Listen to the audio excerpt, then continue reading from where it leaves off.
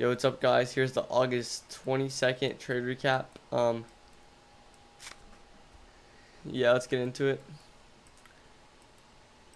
We have London low, London high, Asian low, Asian high.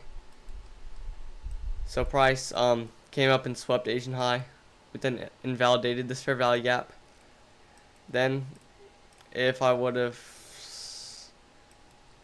scaled down to the 1 minute time frame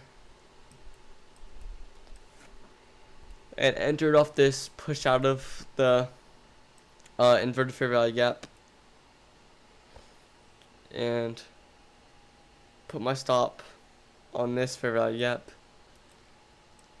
then I would have hit a 1 to 2 risk reward ratio, and that would have been a win. But yeah, I missed that setup.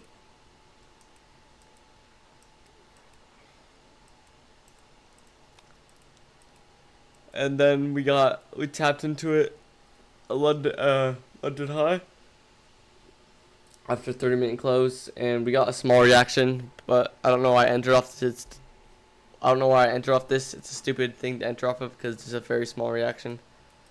Then I just entered this trade short. I don't know why I did that. That wasn't off anything. That was the stupidest thing I've ever done.